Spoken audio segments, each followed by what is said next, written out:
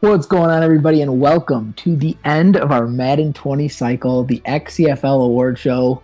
This is one of my favorite events of the year. You know, it comes at the end of the cycle, obviously, but this is just kind of like the our grand finale to a awesome 14-season cycle, an XCFL record. Shout out to everybody who was involved. With me tonight, we have Coach Boone. Boone, how you doing tonight? Doing fantastic. How's everybody else doing? You know, not too bad myself over here. Just pretty excited. We have J-Mo with us as well. J-Mo, what's going on? What's up, fellas? Happy to talk some stats tonight. I love it. Oh, yeah. And you were running the career stats Twitter all cycle, so don't know if I was supposed to give that away or not, but doesn't make a difference now. And then we brought in the big guns to produce. Kylo's with us. Kylo, what's going on? Good to be here. This is going to be quite a big show, guys, and we're going to try to go through it as quickly as we can. We don't have Regan on, so it should go a lot quicker than normal. He might join us later, so the last segment, feel free to tune out if you want to. But we have a bunch of different graphics. I apologize. Some of the quality of our screenshots for some of the guys did not come out as clean as we wanted to. Me and Wings couldn't quite figure it out, so they're as good as it's going to get. Next cycle, they'll be much better. I'm not sure what really was going on. But with that being said, just kind of talking about what we're going to cover today. So starting out, we'll go the Madden, the XCFL top 25. The top 25 players of the cycle. These can be real-life players, Madden Gen players, anybody who participated in the XCFL this year. We'll move to our user Hall of Fame. So this will be, you guys voted on the 5 guys, and we'll have our inductees or inductee, we'll see. And then from there, we'll move on to our Madden Gen Player Hall of Fame. So that's kind of the big thing in the XFL, what everybody's kind of focused on.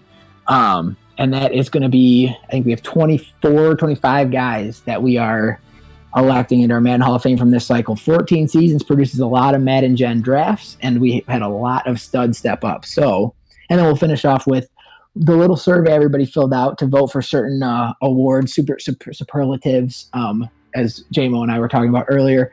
And that was all done by Regan. Regan set this up, so you'll notice some of the wording used in those definitely screams Regan. So if you like it, if you don't like it, it's all Regan. But I think we're ready to get right on into it. Are you guys ready to rock? Yeah, I just got to say, I hate that word. I was DMing you earlier. Yeah, I haven't heard that word maybe twice in my whole life, and I've heard it 40 times in the past 2 months. Oh, yeah, it reminds me of like a high school yearbook or a high school little, or like a club vote where I don't know. Well, real quick then, J-Mo, what are you most excited about for tonight? Just getting some of these guys, in our Discord chat or our Discord channel, so they're just there forever. I mean, there's a lot of time put in. 14 seasons of 16. Usually just 16 for me, but some guys are playing 20 games season. A lot of time went into this. It's cool to get some recognition for them. Boone, what about you? I know you're big into the storylines. What's your favorite part about this kind of show? This is probably like my favorite night next to draft night. I love draft night because that's where the stories start. But this is like my favorite night because you get to see like the culmination of all your work. And for guys who don't necessarily make it to the Super Bowl, and I was once one of those guys where like this is all I had because we didn't win much in the postseason. This is kind of where you get your Super Bowl, your moment to have one of your guys, kind of left up in the rafters for everyone else who comes into the XCFL in the future to see. So, absolutely. Shout out to everybody in the chat. We got Avocado, we got Bracket, VBD, we have. Who's William Dunn? That must be a new guy. That just seems to be a fan of mine. I don't know. He might be my father or not. I don't know. Okay. We got Timbo over there, the commish from the MSR in there. So what up, Timbo? Thanks for the support. We got Drew on his dad's YouTube account. We got everybody mixing things up today. Michael A. Simatovich. Wow, what a name. Simatovich. Yeah, close enough. We'll go with that. Sima. There you go. Okay, well, Kyle, let's go ahead and get us rocking here, man, with the top 25. So we'll go ahead and start with number 25. And that is going to be none other than Greedy Williams, the cornerback from the Cleveland Browns. He spent a little bit of time with the Bucks, a little bit of time with the Patriots, but the guy was no doubt one of the best players the XCFL saw this cycle. He was kind of a handful of Browns corners over there. J-Mo, you played the Browns a lot, being over in the AFC, the rest of us in the NFC. kind of impressive how many swats, 244 passes deflected for Greedy Williams in his 14 seasons in the XCFL. Yeah, I think we should just be happy there's no user interceptions because I think he did a lot of the coverage. That would have definitely increased the interceptions a lot. But the speed he had just right out the box, I mean, he was able to cover everybody. He didn't need anything else. He could make up for any lapse in coverage. And obviously got a couple rings on his way to the top 25. Yeah, he played majority of his 14 seasons. I think he played 12 seasons with the Browns, and then or a couple years with you, Kyle, over there with the Bucks. You had him towards the end of his career, and then he played one season with VBD, which VBD was probably just happy to get him out of Cleveland because he beat VBD quite a few times in some playoff runs. But he is, he got the benefits of playing the opposite side of Denzel Ward, which if you're trying to avoid Denzel Ward, I think that kind of speaks to the 40 interceptions and 244 passes deflected for Greedy Williams. We're going to try to kind of go through these guys quickly. So let's go ahead and move on to the next one here with number 24, somebody that we all know very well. It is going to be wide receiver from the Indianapolis Colts, Cam Baldwin. He's known as the Great White Hope around the XCFL. He was an undrafted player, an undrafted free agent that J-Mo kind of took under his wing and turned him into a stud. 787 receptions, 16,500 yards, and 135 touchdowns. Boone, why don't you take this one away? Look, Cam Baldwin is one of the three great receivers out of this cycle that came from Madden Gen. His storyline is probably unmatched because he was undrafted, and we don't get a whole lot of those guys just going and being phenomenal receivers. But, I mean, he was consistently at the top of the league as far as catches and yards. And he was always a hassle. Playing J-Mo was an issue because this guy was really difficult to check, and I don't think I really had many people who could check him. He definitely is one of the better receivers we've ever seen. And just, like I said, his storyline made it all the better because he was undrafted. So J-Mo did a really good job of building him up. It's very rare in the XCFL style gameplay to have a receiver, under 90 speed, under that 92, 91 speed that puts up numbers like this, and that's exactly what Cam Baldwin was. Cam Baldwin wasn't blowing anybody away with his speed, but for some reason he was one of those guys, even as a 65 overall, J-Mo would throw it up to him, and he'd go up and get it in the end zone no matter what. And we all were stumped by it when J-Mo early in the cycle had his little playoff run. His game was broadcasted in the Great White Hope, man. He shined on the big stage and almost ended up pulling off a big upset. But J-Mo, what Cam Baldwin mean to you this cycle? Man, you know what? We had some dark times in Indy, and he really helped make it a lot more fun.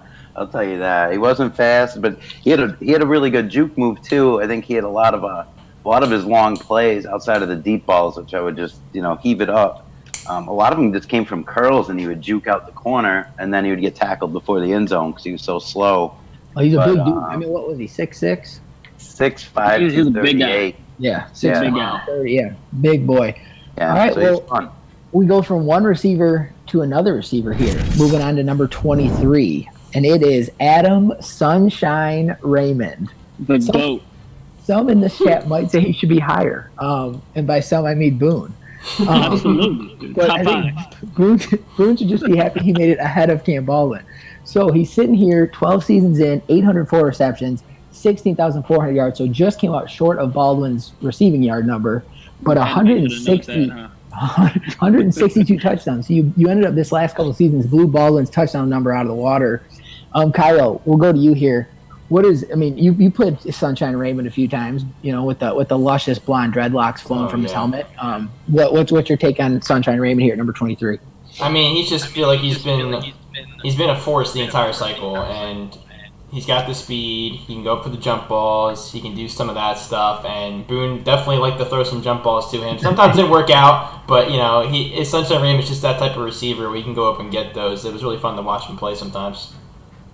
He was at 5'11", 196. He was a second overall pick in his draft class, and he was a rookie the year Boone ended up winning his Miracle Super Bowl.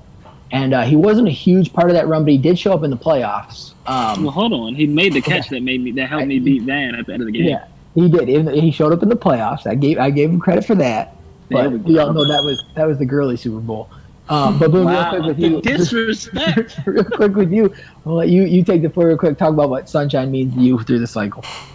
He was just the best, man. Like he's the first receiver I've ever had at the top of the draft. I've ever gotten one, and you've always had him, so I always wanted one. And he was the first time I got a chance, and he came with #1 bench press out of all receivers. He was strong as hell out the box. So an unsung quality of him was I could run to his side, and often did run to his side because I knew he could hold the block on most cornerbacks. So he was really just an awesome receiver, and he's probably the best player I've ever had next to Viper. It was definitely a fun rivalry playing you. You know, me having Taj Beverly and you had Anna Raymond. It was fun, and you made a nice storyline for him. The blonde dreadlocks, you know, it just works. We won't see #2 anymore though out of receiver because we are getting rid of that in the XCFL. But let's move on here. We'll keep it rolling. We're gonna go to number 22. We have another Madden player. It is another Cleveland Browns cornerback, and this one is Brett Luther. 10 seasons, 573 tackles, 28 tackles for loss, 44 interceptions, 156 passes deflected, and then a record, this cycle, 17 defensive touchdowns for Luther. He took the ball to the house 17 times. That's more than some receivers probably did throughout their 10-year career. So he's a big motherfucker. How big is he? He, you know, and it's funny because for a lot of the cycle, he was the third corner for the Browns. He played in that nickel spot, and all we're hearing about is, you know, Denzel Ward, Greedy Williams. But then once those guys started getting older and kind of fading away, Luther stepped up and just became this stud. He's 6 feet tall, 210 pounds. So, so this is the second Browns corner in the top 25. We know the third one's in there, so that's what I'm thinking. You know, Denzel Ward, you're not going to not include Denzel Ward. So safe money, he's in there. Quite my house on it. Quite the accomplishment. With Luther making it here who started out his career not as a backup but as a role player and turned into a beast. So Tosh, great work there. 156 passes deflected in just 10 seasons. So he was always at the top, man. That 17 touchdowns, that's incredible for a corner. So Luther makes it. Almost better number. He had more interceptions in 4 less seasons than Greedy Williams had, which the guy was just a ball hawk and probably a pain to play against. And I think he won probably 2 or 3 Super Bowls this cycle, maybe more. So shout out to Brett. If you had to choose who you're throwing at, you're going to avoid Denzel Ward and Greedy Williams. So, I guess you're stuck with Brett Luther. So, but the ability to turn the interceptions and, you know, whatever else into points is just huge for an offense. Because Tosh even said it throughout his cycle. His defense was carrying him the whole way, is what he kept saying. He had to, then once his defense started regressing, he lost Myles Garrett. He really had to kind of figure out what to do on offense. But we're not going to let him sandbag too much and act like he isn't scoring points because that's just not the case either. So we'll go ahead and move here to number 21. And this guy's kind of bounced all over the place. So let's just start right here. So it's the edge rusher, Brian Burns. So you're going to see this Chargers helmet popping up on a lot of different helmets throughout these top 25. I just want to be clear. None of these players had their best seasons with the Chargers, and most of them only spent 1 season on the Chargers. So none of them are here because of bracket for the most part. But you'll see that helmet all over the place. When I was doing it, I was like, why are we having so many Chargers? But then I understood why.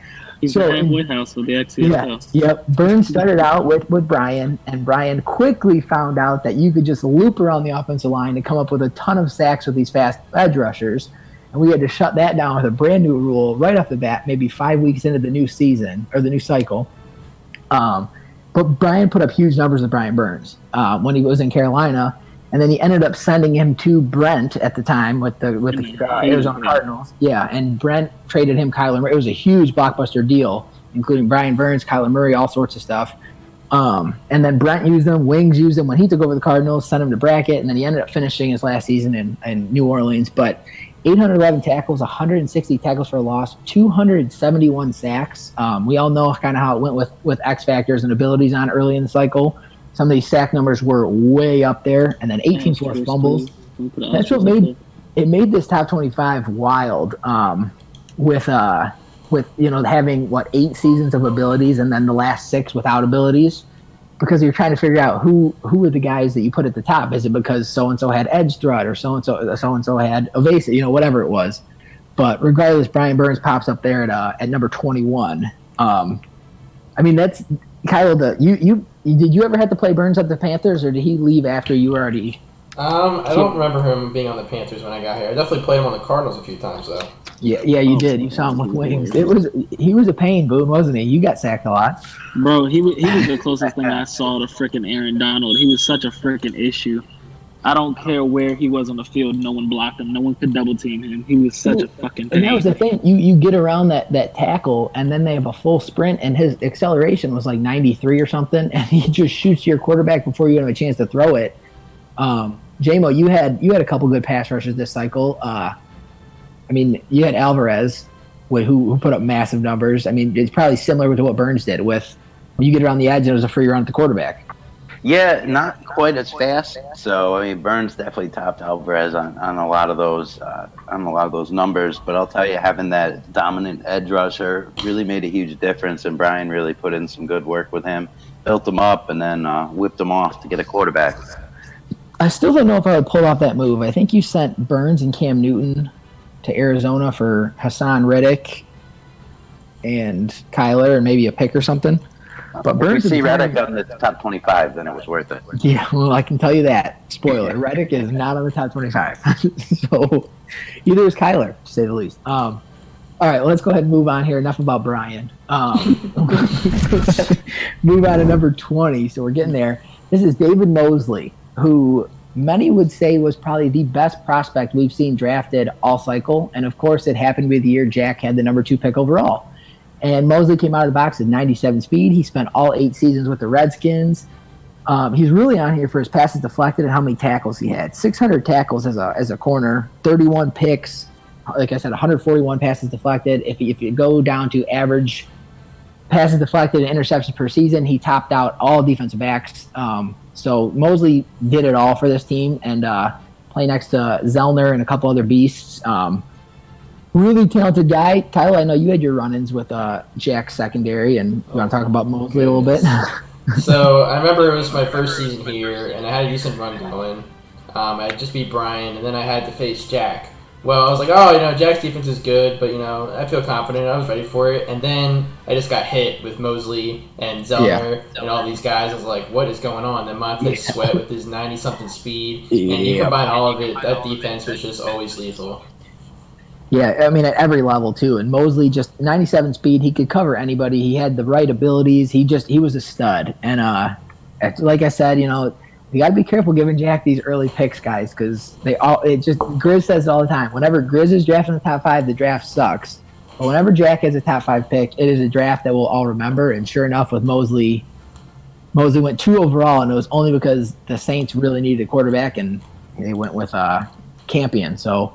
Oh my God! Really? That's who I was just about to ask. Normal Dev, 72 overall out of the box, and then Jack takes 4, 2, 9, 40. Yeah, that's what I think we all saw it coming. We all knew that when that combine popped up, with Jack sitting at number 2, somebody was going to be a stud. So I don't know how many new guys are in this chat. I'm going to let you know now.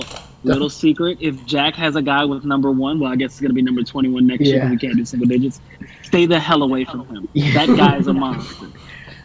I was looking at his Ring of Honor, and it is. It's all just number 1, number 2s, it looks like he's got a bunch of quarterbacks. His best cornerback wears number 1 every single year. Every single cycle. Yep, and David Mosley was that guy this cycle. First off, guys, real quick, shout out to Kylo for the little XCFL award show background he kind of did here. It looks really sweet to go along with these graphics. And shout out to Wings for trying really hard we tried to do some really cool looking player picks, but they just wouldn't come out clear enough. So we had to just go with the generic blurry Madden ones, and it was not good. I love mine. They look pretty clear, actually. Okay, good. We gotta get that 4K going next year. So we'll go ahead and move on to number 19 here. And number 19 is the man, the myth, the legend, quarterback of the San Francisco 49ers, Dalton Decker.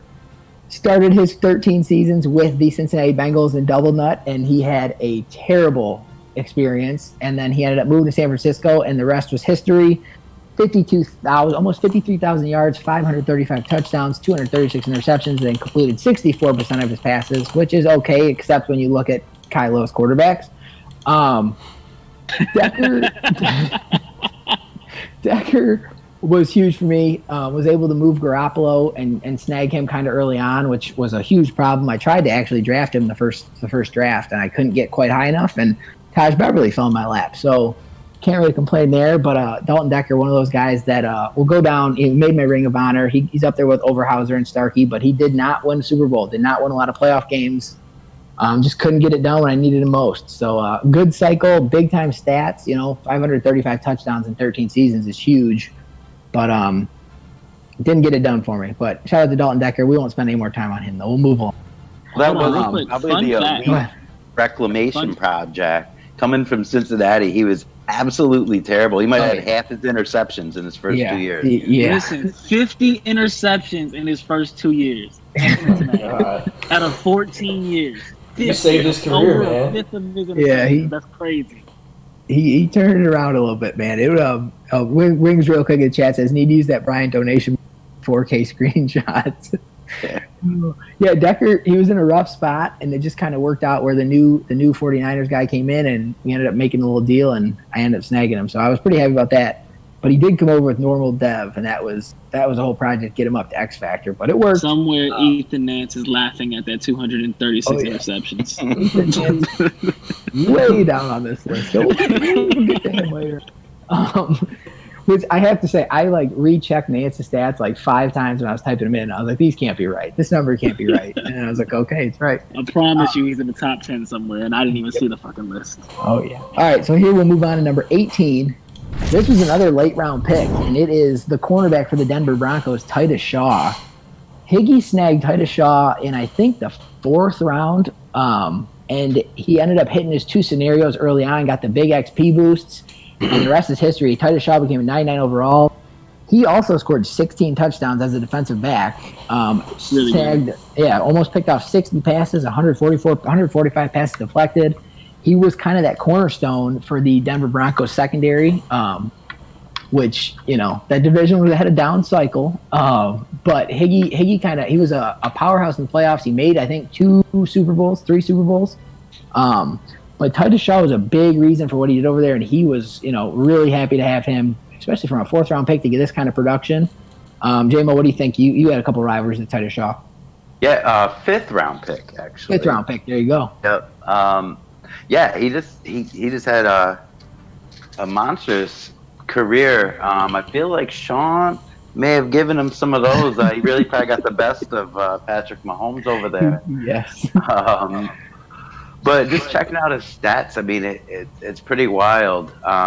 He only made 3 Pro Bowls, which might be sort of surprising. But I guess the defensive backs are so up and down, it's hard to tell. But he pretty much had 6 interceptions minimum a year.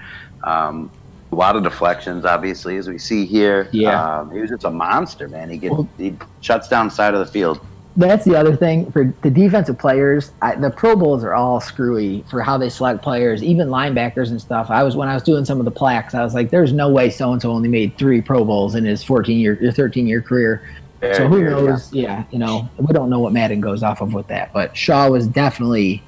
He played a lot of good receivers. You start out with Tyreek Hill. You see Keenan Allen. You see Hollywood Brown went to that division. I mean, you see a bunch of stuff.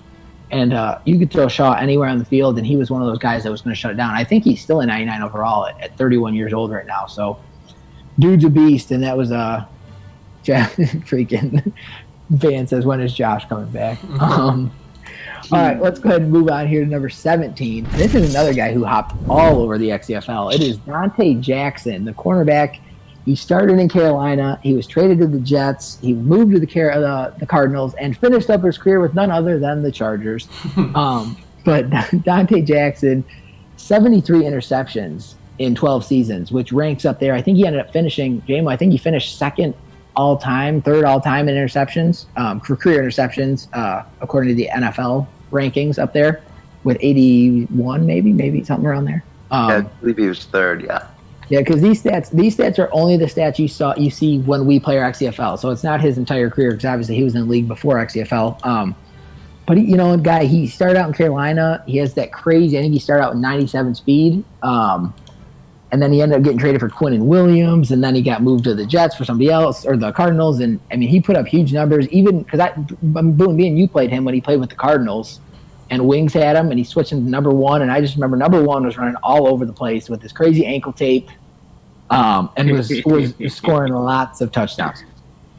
And it's funny because he also has the Chargers helmet. But yeah, no, Dante Jackson was definitely an issue. And Wings definitely built himself up a really good defense. It's not that he had a really bad place to start, but he definitely added his own little touch and his own little flair onto the team. And yeah, Dante Jackson was an issue for a very long time, a very lockdown corner. And that was something you need in this league is a lockdown corner. That's number one. Yep, with that kind of speed. So Dante Jackson comes in. It's going to – Wing says Dante Jackson was the only who didn't have ankle tape on his squad. Oh, boy. All right, let's move on here to number 16. It is the 49ers middle linebacker Riley Kane. Me and Regan kind of debated where to put this guy. Boone, we'll let you break it down. Me and Regan kind of debated where to put him. Regan had him way higher on the list. I ended up pulling him back here a little bit, but 1,185 tackles, 86 tackles for a loss, 180 passes deflected as a middle linebacker. He was always up there with the crazy pass deflect numbers. And then 15 forced fumbles, 14 fumble recoveries. Boone, go ahead and talk about him for me. I love how you just throw this task to me. Riley Kane, if he's 16, I'm really curious to see the top 15 because this guy was all over the field, whether it be left, right side, stretches, tosses, up the middle. Even if I'm freaking passing a damn post route, it seems like he's playing fucking center field. This guy really made a lot of plays, and I'm talking about can't be blocked. He really was a short tackler. You couldn't do a whole lot of shaking when it came to him. And then he had a really good safety behind him who could also hit. He might be on this list. I don't know. I didn't see the rest of this, so I'm not going to name him. But he was just a really good hitter, and I'm talking about knock the living crap out of your players. So all around stud. He's probably going to be all time greatest players, Hall of Fame. He's going to go up there. So he's in that list right there. Yeah, he's one of those rare linebackers where you get that 88 speed, 89, 90 excel, and he was a beast, and he Wing says Kane made my life miserable. But yeah, I think a lot of people share that mindset where I think a fast middle linebacker can really, with the way the XCFL style of gameplay is, it can really change your entire defense. Because you can use somebody else because you can trust that guy to kind of sit in the middle of the field and make plays for you, which is what I was able to do. And he can run with receivers in the slot. He stops all the run plays. He's just an absolute beast. But we'll go ahead and move on here to the top 15 players of the cycle. And we see another Indianapolis Colt, J-Mo, and it's going to be your cornerback, C.J. Harding, who Harding, with only 8 seasons in, was the only knock on him. But the dude snagged 62 interceptions in 8 seasons. How's he not higher? 107 passes deflected. We give it to the guys with the longer bodies of work that held that consistency over the years, but Harding was as consistent as it gets. J-Mo, this is your boy here. What round pick was he? Third Round pick. Yeah. I mean, Kane had that complete stat line, doing it all. So I mean, it's pretty cool having him ahead of him. But CJ was just a guy that sort of you just let him do his thing. I mean, he just got interceptions all the time, and his interception to pass deflection ratio is absurd. Yeah, I mean, the 62 picks, we didn't see that from a Madden guy, especially in 8 seasons. I mean, that might be the highest of all the corners on this list, and he played the fewest amount of seasons. So, I mean, Titus Shaw in 10 seasons grabbed 56. So you could take 2 less seasons, and you give the guy 6 more picks. He was 1 away from getting the top 10 in the real NFL records. Yeah. I just couldn't make it happen. I guess all those user interceptions I did really helped him out, though. Yeah. he's a beast. Boone, I knew you were a fan of him, and I knew the minute he came up 15, I knew you were going to say he should be higher. But bro, listen, this dude is a freak. He, aside from his first year, he didn't have under 6 interceptions in any season. This guy is a monster. Like, he's the best cornerback we've had. Do you find it funny that Boone hates on one of your guys that made the list like no other, but then he fully supports this guy? I mean, it's complete opposite. We appreciate our haters as well as the adorers, so I'm all about it, But I mean, defense. I think the defensive guys are really the biggest thing because you're really not controlling them. I never used him at all because I figured he had a better chance to get a pick than my other guy who was a higher overall. So I always just let him do his own thing. I think he had that season with 14 interceptions, and then he ended up leading the league this last season, I think, with 9. So, I mean, he was all over the place. He had 2 years he led the league and won D-Back of the Year, I'm guessing we'll see his name mentioned later on in the show. Go ahead and move on here to another superstar receiver. Won a couple of Super Bowls. Marquise Hollywood Brown started his career with Baltimore, moved to Brackett, which of course then he moved again. XCFL. Yeah, you know, Regan started the cycle saying he would never trade this guy. He never was going to trade him, and I mean, a couple seasons in, he was gone. Like it was nothing. And I mean, 807 receptions, almost 19,300 yards, 172 touchdowns. He did it in a return game. He had 5 rushing touchdowns as well. He won his first Super Bowl with Wings in Arizona, and I remember playing him, and he was just such a pain in the ass with Wings' style of play. So when he traded him, even though he got John Ross back, it was just so much better playing against Ross than it was Hollywood Brown. But I mean, this is the guy I'd love to see Regan keep the entire cycle. There was no reason to trade it. He fits your exact style of play, and then he bops around. He was a 99 speed. Like, how do you not keep the guy? Yep. Sometimes people just get a little trade happy. But Hollywood Brown, he's definitely up here, I think. So that's what, the third receiver we've seen? Third receiver, yeah. We're going to see a couple more, but really good player. Wish he would have not seen so many teams, especially one in my division. Would have been nice, but Hollywood Brown, we'll see if he gets moved next cycle with Brackett controlling Baltimore. Who knows? We'll see. Is that a joke? He'll trade him for a 6-pack of warm beer.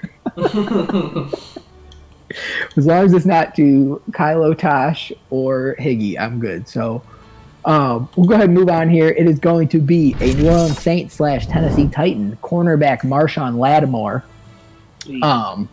Dude, Lattimore, 84 interceptions in 12 seasons. The guy, he did it big for Hammer when Hammer was playing down there in the AFC South. A bunch of division titles for him.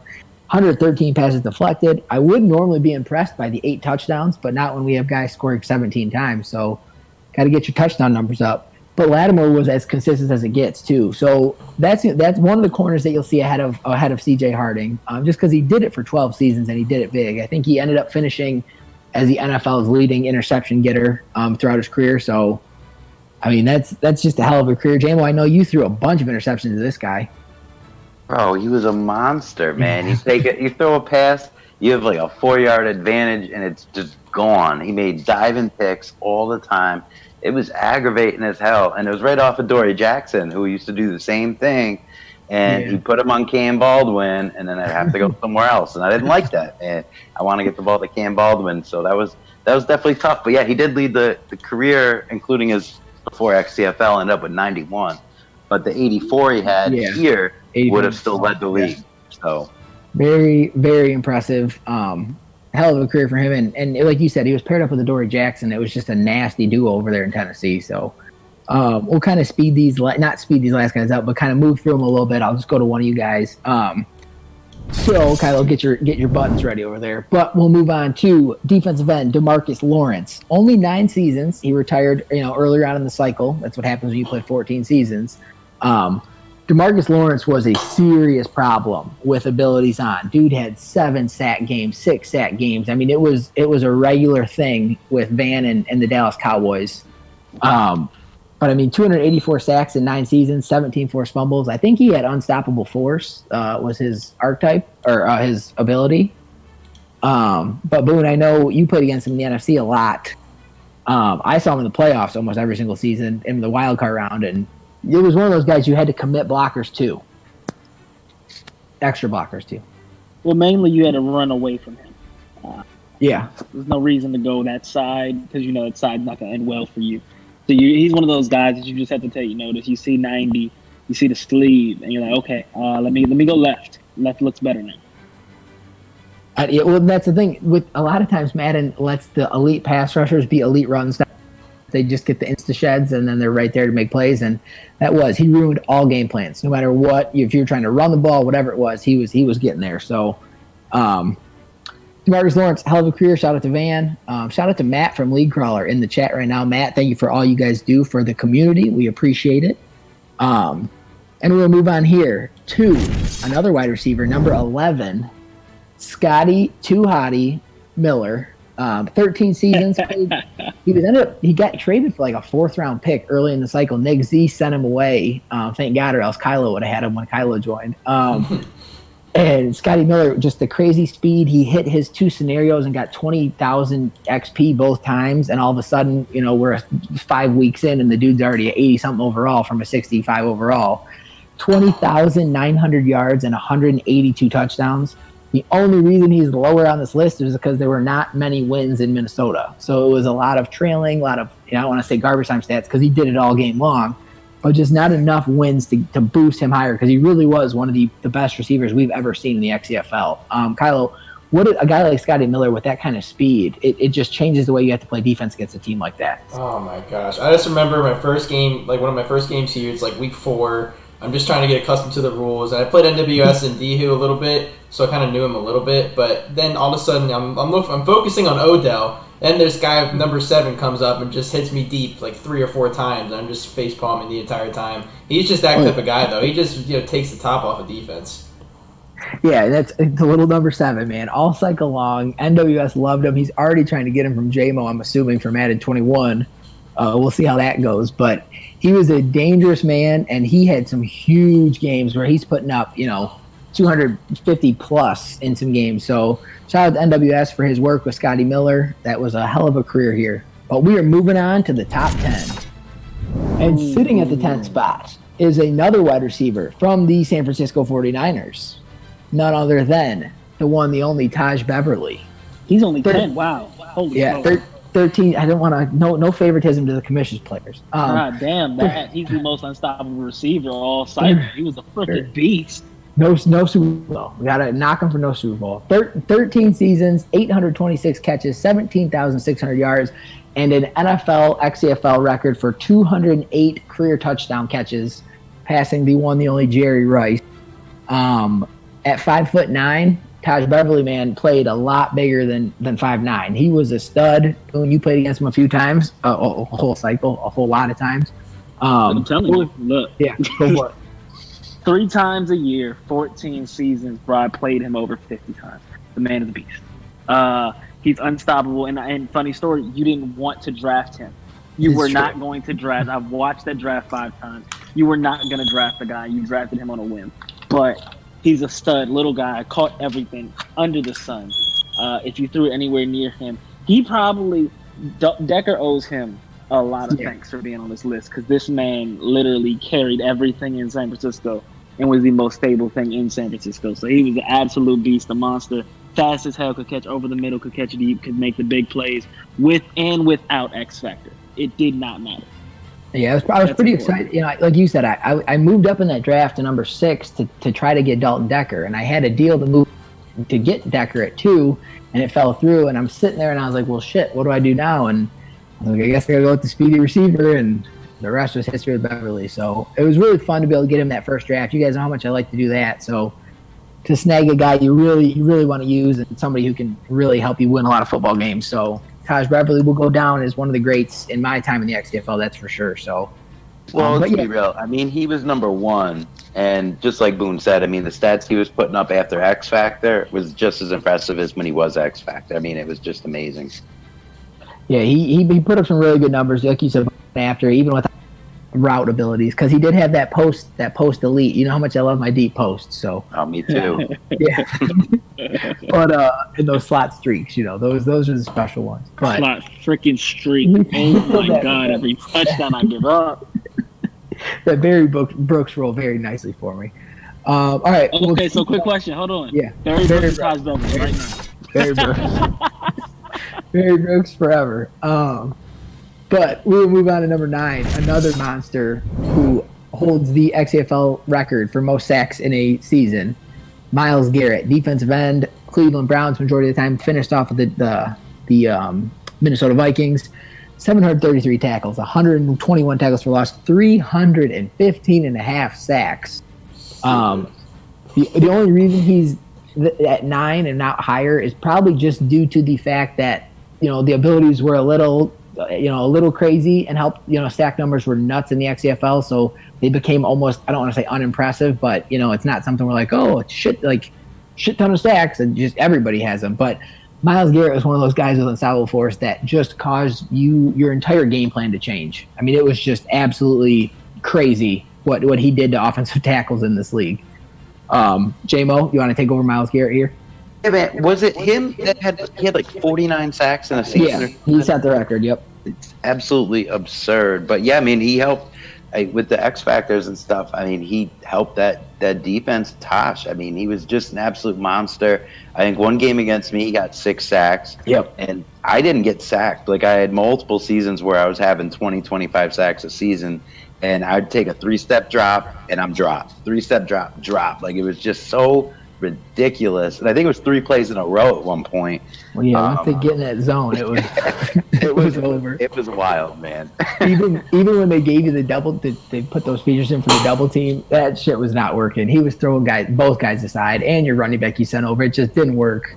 Yeah. And then, like we said, though, you pair him with those 3 cornerbacks, and they both made each other's job a lot easier. You know, Garrett's getting forcing the throws early, or the cornerbacks are playing great coverage and they're taking coverage sacks. So Myles Garrett, incredible career. He's been huge in the XCFL since he came into the NFL. So he's somebody who I expect NWS to hold on to all cycle long as well. So this next one is a very interesting one. We move to number 8, and it is Derwin James, the free safety, most known for playing for the Patriots. He did play for Brackett for a little bit, but then Brackett shipped him away for 2 offensive linemen and a first-round pick. Peanuts and a stick of gum. All Derwin went on to do when he played for the Patriots was force 91 fumbles, 52 interceptions, 170 passes deflected, 916 tackles. The guy was the definition of an X factor. You had to find where he was on the field, and if you had to turn on conservative ball carrying, you had to cover the ball, you had to not spin nothing when you were playing his team, because it resulted in a fumble, sometimes 3 or 4 fumbles in one game. J-Mo, is this somebody you thought would be higher on the list, or what do you think here with Derwin James? Yeah, well, I mean, that was a game change. I feel like, was it James and was it Adams? Like, they're part of the reason we needed that off. It was literally like a fumble a game that he was knocking out. I think you would have to think he would be higher on the list, because just like Riley Kane, I mean, it's just everything. He's got interceptions, deflections, and those forced fumbles are just out of this world. He was a game changer, man. He definitely helped VBD get a lot of wins. He, like you said, like the closest person to him, I think, in there with fumbles was Jamal Adams with 60. So we're talking like 30 less forced fumbles. It's a huge number, but it was. I didn't realize it was that much of a gap. It was a gigantic gap. He just an incredible player. He did it all for VBD. He didn't get him the Super Bowl he wanted. Boone ripped that one away. Boone and Viper, who will not be on this list for sure. We haven't made it on. We haven't. There's 7 more slots available. I'm just saying, Viper can be up there. Okay? I should have done that as a joke. Stuck him in at like 6 or something. It just. Should have slid him in as a waiting screen that looked like an award screen. That's the Regan move. All right, so let's move on here. This next guy, somebody Kylo knows very well. The quarterback for the Tampa Bay Buccaneers, only played 6 seasons in the XCFL. Ethan Nance. But boy, did he took the XCFL by storm. The only reason he is at 7 is because it's 6 seasons played. But you look at the numbers, 26,000 passing yards, 242 passing touchdowns, only 42 interceptions. Sean throws that in 1 season. And Nance played 6 seasons and only threw 42 picks, completed 77% of his passes. And then you look at the running game. He added 36 rushing touchdowns. The guy was the definition of a dual threat and made Brian's life a living hell.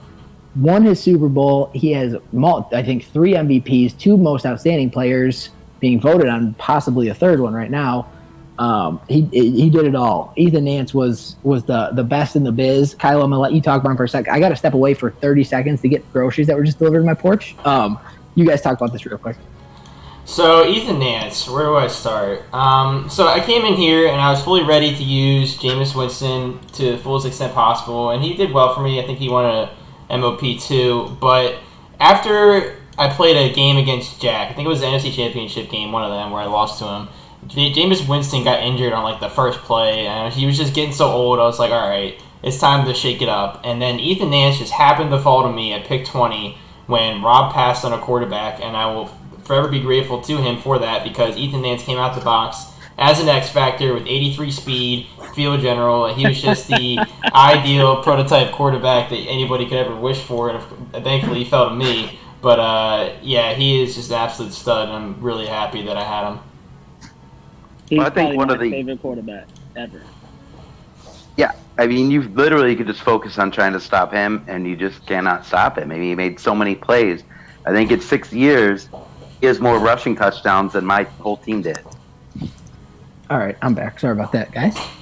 I mean, at the end of the day, Ethan Nance is going to go down, in my book, and in most people's books, the best quarterback in XCFL history in only 6 seasons.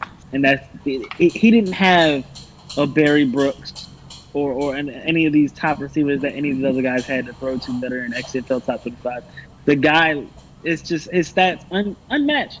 I watched his stats in one season. I think he had like 6 interceptions. I couldn't believe what the hell I was watching. He had a 2 interceptions. I thought it was Yep. That's insane. Yeah. That's insane. And then, yeah, shout out to Kylo because Kylo didn't inherit the best team right out of the box. And Nance took the world by storm. Like I said, he took the league by storm. Ace says in chat he would buy an Ethan Nance jersey. So, but I mean, he never had a double-digit interception season, ever. Which is freaking nuts, and we've never seen it before. And you had the nerve to ask me who I vote for the MOP. You know, I will say Nance kind of started getting the LeBron treatment in real life where people were just so mad about him being up there with these crazy numbers again, they just stopped voting for him. And because he easily could have probably won the last 5 with the numbers. I mean, 44-9, 41-6, 43-9, 42-2. Probably should have. Yeah, and I think people just got sick of voting for the same guy every time. So, but shout out to Nance. That's an incredible career in just 6 seasons. I think that's the least amount of seasons we see out of anybody on this list. So, move on. Number 6 here is another Cleveland Browns cornerback, and it is Denzel Ward. Regan described Denzel Ward as the most dominant defensive player throughout the XCFL cycle. He wanted him a little bit higher. I ended up where he was going to be here. But 61 interceptions in 12 seasons, 250 passes deflected. The guy was a monster. So you have him with 250 passes deflected, Greedy Williams with 244 passes deflected. The Browns were the definition of like a SWAT team, man. They were just all over the field making plays, and that's also a reason why they have 5 Super Bowls this cycle. So when you have 3 corners make the top 25 players of the cycle, you're doing something right in your defensive back room over there. I want to know how many of those came from Dalton Decker. I only played Tosh 4 times. Well, Dalton Decker. Oh, yeah, early on, all 50 probably. Well, I think he's a very good player. Don't get me wrong. Denzel Ward was a beast. The most dominant player. I got my vote for another guy that I'm hoping to see up here soon. I'm gonna guess you probably will. The top 5 are really hard, and I think they could all be interchangeable except for number 1. Well, we know who number 1 is. I'm pretty sure. This is going to be interesting how I think you guys would. But number 5 coming in here is Joey Bosa. So Joey Bosa, 12 seasons. He started with bracket and was quickly dealt to the Vikings again. But 332 sacks in 12 seasons. Joey Bosa was a machine. He was a big reason NWS had success early in the cycle. It did kind of fade away, but Bosa was easily the best pass rusher we've seen all cycle long. Is that who you're thinking of, Boone, or what? Nope. I'm happy because I haven't seen the guy's name yet. So. Okay. But it's just funny seeing another Charger helmet, like you said.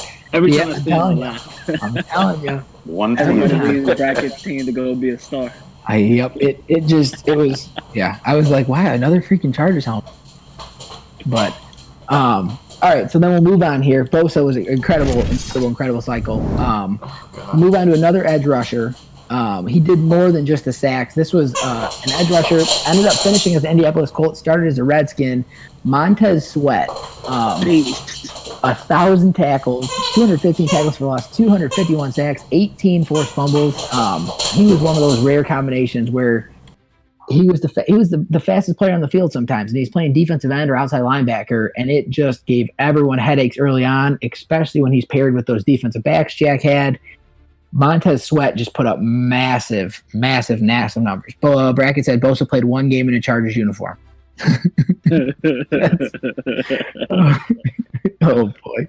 What a shame. Damo, you actually switched Montez Sweat to middle linebacker to finish his career off.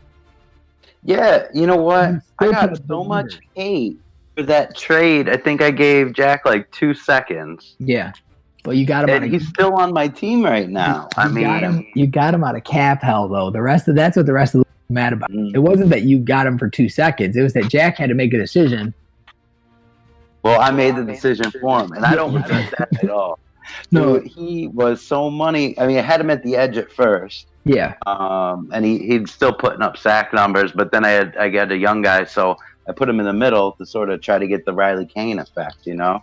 Yeah, I mean, and he's 6'6", and yeah, I mean he was a beast in the middle. His zone coverage is up near 72. I mean, so he's a monster. I had Sweat higher in my rankings actually.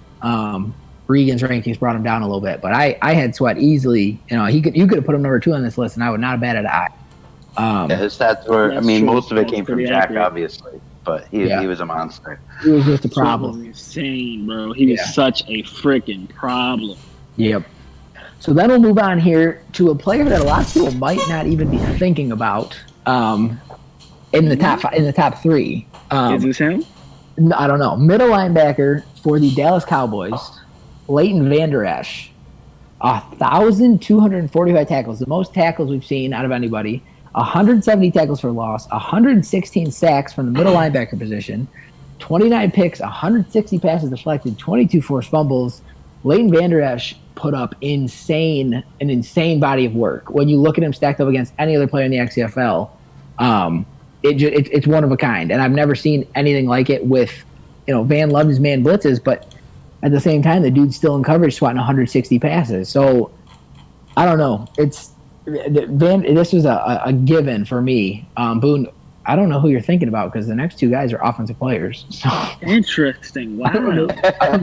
That's sickening. He didn't make the list. I don't know who you're talking about. We'll talk about it at the top 25. Okay. But Vander Esch is a beast. That actually is a very impressive body of work. Because, I mean, he did everything from sacks to interceptions to deflections to forced fumbles to 1,200 tackles. He did everything. Wow, that's impressive. Yeah, the Cowboys, I mean, you had him and DeMarcus Lawrence putting up crazy numbers, and Van had him all over the field. And like I said, 160 is impressive, but then you see 160 passes deflected, which is like Riley Kane numbers. So Vander Esch did it all, and it was a really, really impressive year for him. So he ends up the top defensive player on the top 20 list. So shout out to Van and the Dallas Cowboys for that. Well deserving. Yes, absolutely. Like I said, a little under the radar. Saw that happening, but he was a staple on the most outstanding player ballot every single year. So probably should have won. Okay, we moved to number 2 here, and 2-time Super Bowl champ, multiple times suspended back, Baltimore Ravens own Art Jackson, 14 seasons. I tried my best to move Lamar down this list. I had him down 7, 8, wherever it was. And then he won his second Super Bowl, and I had to bump him up a little bit. But 55,000 yards, 551 touchdowns, only 208 interceptions. He ran for another 5,600 yards and 41 touchdowns. He was as consistent could be, and you can only imagine what it would have been if he wouldn't have been suspended for however many games he missed. So season. Easily. It says 14 seasons, but he really probably only 13. But what Lamar did was incredible.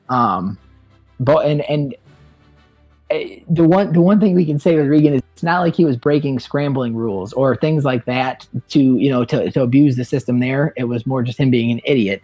But yeah, Lamar, it was one of the better we've seen from a quarterback. So he tops Nance as the top guy only because he's played 14 seasons and really was consistent with all that. But go ahead and move on here to the number 1 player of the Madden 20 cycle for the XCFL, and it is. It's not a shot. It is Saquon Barkley, the running back who he played a couple seasons with the Giants and did absolutely nothing, He ended up going to VBD, and he dominated. VBD actually ended up trading him away, but he did find his way back for the last couple, and he just put up humongous numbers. 207 rushing touchdowns, 18,000 yards. Saquon, with abilities, without abilities, he did it with both. And that's kind of why he found this top spot where, when VBD had him, he definitely had his 4, 5, 6 best seasons, but those 6 seasons were enough to, cannonball him up here. I think anybody who played against him knows how big of a problem he was before with abilities, without abilities. But he would go into a pile of like 6 people and just pop out the other side, and you're like, what the hell just happened? And he run for a 75-yard touchdown. And as much as you want, Saquon in almost every game he played was the best player on the field, and it was never close, except for that Super Bowl. He was not the best running back nor the best player. But outside of that, freaking stud. Except I don't think he got injured with Brackett a little bit, I think. He injured or Brackett just sucked with him. Either way. But I mean, he'll go down as one of the most dominating players in XCFL history. What he did there, it was impressive. He once again though, he did not win a Super Bowl. So if he had stayed in New England and he never did any other time, oh god, he got there from the beginning, those stats would literally be 30% higher. Dude, that's where you're looking. You're like, oh, he must have just fed him the football all these times. Saquon averaged like 15 carries a game. It was that's the thing. James White was getting 5 carries a game. James Saquon would have a 30 touchdown season, and you look and James White has 7 touchdowns, and I'm like, what the hell are we doing? Like, really crazy. He was using all his running backs. So shout out to VBG. He was hard to keep in front of you though on defense. Like even without the freaking the power ups, the abilities, he still was an issue. The power ups, steroids, whatever you want to call them. Yeah, that's a hell of a cycle for Saquon. And now, guys, he doesn't have to go trade for him next cycle because he's already starting with him. So everyone keep your eye on what VBD does with Saquon. Hopefully he holds on to him for the full cycle. But it was kind of cool that he went out and snagged him back from Brackett at the end of his career to finish as a Patriot and to finish with some huge seasons. So shout out Saquon Barkley. So that's the top 25 right there. Respectable list. He'd comment what we got right, what we got wrong, who was unfairly left off. I will say there were a lot of players we were shifting them on and off. It came down to the last season where J-Mo, you're outside linebacker at the end of the list. Alvarez was up there. The running back for the Browns, Justin Wright, fell off towards the end. There were a lot of guys, a lot of good players that put up, crazy numbers. Oh boy. So how did Ahmad Bates didn't make this list? Ahmad Bates did not make the top 25. He was close, but his numbers, we said we were really going to take into account you got to have some wins. We wanted to take into account your entire body of, and Bates was a game changer, but I'm with you. But look, you have a defensive tackle. Hear me out now. Yep. Defensive tackle whose speed never got above an 80, who had double-digit sacks out of the defensive tackle spot every single season of his career for 14 seasons. Yep. And then you took the abilities, and his sacks went from 10 to 18 to 19. But it just, when you look at the sack numbers around the XFL, he just and you're right. I do think we'll hear his name later on at some point during the show. So, if we don't, I'm perfect. Yes, so we might hear my Bates later on. But okay, that rounds up the top 25. We got a couple other things to get to. Kyle, let's go ahead and transition over to our little user Hall of Fame here. So the votes were tallied up. We had five candidates here, and it was Boone, VBD, Van, Regan, and JMO. So JMO is actually not with 2 of you guys. All the guys who have been here for at least 3 cycles. We ended up picking.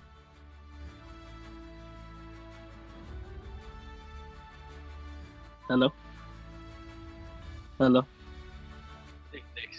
Nick, I think we lost you. Yeah, can you hear me? Yeah, we're back. Okay. Well, yeah, the graphics on the screen. I was like, wait, what happened? So we took in all the votes, and it ended up we had 2 guys get inducted here. So the first member of our Madden 20 Hall of Fame class is none other than Regan Long, our co-commish here in the XCFL. He has had his. We'll preface it with he's had his issues, but no one has done more for the XCFL. No one has done more for the XCFL than Regan has. It was really good to see the support that a lot of guys had for him because, to be 100% honest, I didn't think he was going to get the votes he did. It was really surprising to me. I was really, really happy for him because Regan does do a lot. Even just producing, as Kylo and some of these other guys know, giving up a couple hours of your night where you can't really go talk to anybody. You're kind of just sitting in a room by yourself, and you're just kind of clicking buttons. So shout out to Regan. He did try to, props to him. J-Mo, he tried to pull himself off the ballot. He did not want to have a chance to get into the Hall of Fame this cycle because he feels like he wants to prove himself and be a better leader. But we decided to go with it and threw him on there, and he ended up getting actually tied for the most votes in this with our next guy here. So I think he just felt bad about some of the infractions that he ran into, and trying to being on staff and stuff. And I mean, he's not really trying to do stuff like that. But definitely well deserved. I think he does do a lot, puts a lot of time into the league. So I think that's well earned. And he won his 2 Super Bowls. For me, Regan, he got his 2 Super Bowls, but he does have his leadership moments. Like I was really struggling early on with Viper, and I hit him up and I texted him personally to get some advice on how to run it. He was breaking down clips with me, like off his personal phone, not even on Discord, and we were working through what to look at and how to read. So it's actually interesting that he actually ended up getting suspended for gameplay, but he still helped me. So he had his moments, and he's put in the time, and 3 Super Bowls doesn't hurt. Yeah, no, not at all. Three Super Bowls over the course of his time, and like we said, for me, it's more what you do off the field. It's what kind of a community guy you are. How are you active in chat? Are you supportive of everybody else? And then obviously sportsmanship, which he's lacked in sometimes, but it's never. You'd like to think it's not because he's doing it on purpose. He might just be a little slow sometimes. So, but it is a huge. Yeah, we are working on it. So shout out to Regan. We'll move on to our next inductee, and it is none other than Coach Boone, Mr. Hey. Boone. You've been here since before XCFL was XCFL. I mean, it was 15 different names before we kind of got it all going right in Madden 17.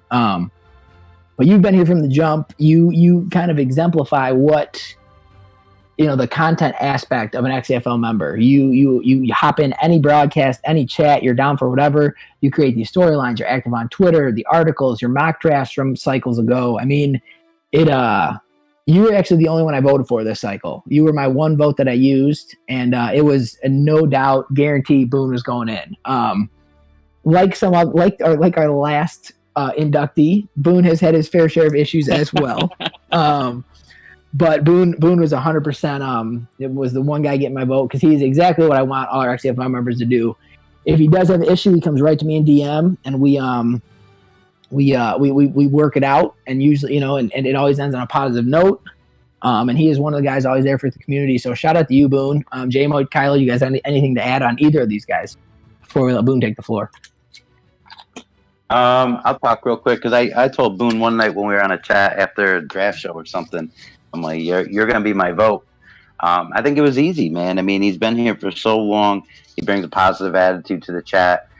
Sometimes he could view it as negative, but I mean, he just likes jawing around a little bit, and it's a lot of fun, man. I think he's done a lot. He joins all the shows. And for me, it's never been like what you're doing on the field. It's everything you're doing off the field to help the league. And I think he's been awesome. Definitely well deserved.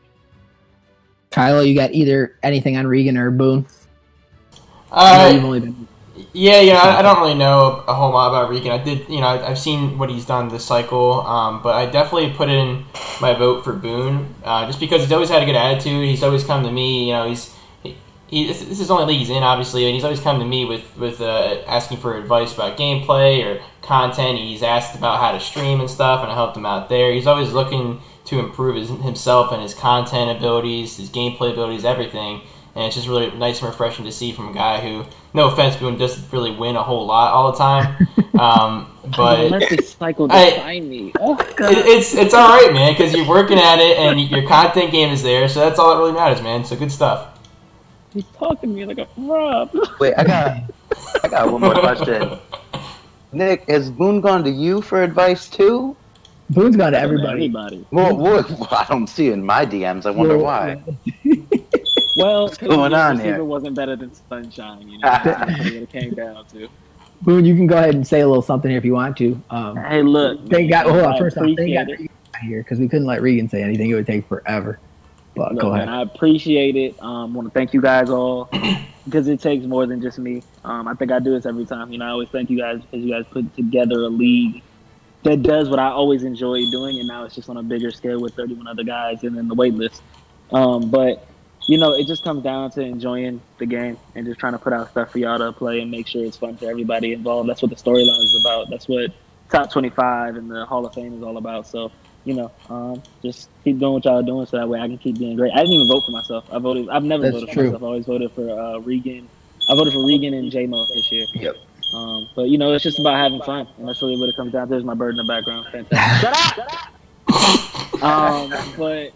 Yeah, you know, thank you guys. You know, just want to keep putting out content, and you know, let's have fun. We'll see you in Miami next cycle. Well, congrats There to we both. go. Madden City, baby. Congrats to both those guys. Happy that both of them made it. So not only we have JMO, VBD, and Van who both picked up quite a few votes. It was actually a really close race. JMO, you actually came in third here. I don't know if that's a good thing or it makes you more upset that you almost made it, but it's going to be a really competitive one next Madden 21 because you have those three guys. Then you throw guys like Rob in the mix. You have Tosh, who's a 6-time 7-6-7. I don't know how many Super Bowls he has. It's good. You have Pride. I mean, it's Brian. I mean, it's going to be quite the Brian's not making the first time. No, Brian, you gotta be nice to people in chat to have a shot, man. But it's going to be pretty crazy next year. So we'll see. Van says, I can't believe I came in last place. I'll have to look, but I don't know if you came in last. I don't know. You were VBD, but all very good members, you know, and all guys that will probably eventually get in. So let's go ahead and move on here to what do we got? Our Madden Gen Hall of Fame. So this is some people's favorite part of the entire show. So we're gonna crank these guys out here. Let me make sure I pull up the so I have them in the right order. We are running through a few of these. All right. Yeah, we have 25 of these. So we'll see what happens here. So let's go ahead and get started here with the outside linebacker for the Indianapolis Colts, John Alvarez. He spent 12 seasons. He was a first-round pick, 15th overall, 192 career games, 10-time Pro Bowler, 2-time best linebacker, racked up 194.5 sacks, 19 forced fumbles throughout his career. It is John Alvarez of the Indianapolis Colts. J-Mo, this is another one of your guys. How do you feel? And you know what? You're reading that off, and I felt like I was in a UFC ring, and he's reading off all my accomplishments. He was one of my favorite guys, man. I drafted him. When I took the Colts over, they were 4-3. I was switching to a 3-4, so I needed a linebacker. Luckily, he fell down to me, and I was able to scoop him up, and he definitely made it possible for me to make that 3-4 change because Darius Leonard was not cutting it. It was a lot of fun to have him, and then I was able to get him to dev up and take advantage of some of the abilities before they got shut off. So he was one of my favorite guys. I was lucky to have quite a few, but he was my third favorite. Yeah, well, shout out real quick in the chat. Yeah, Grizz, you'll definitely, if you stay too, you would have been a shoo-in, I think, this year probably. People really like Grizz, and he attracts votes very quickly. So that's another dangerous one to watch out for next cycle.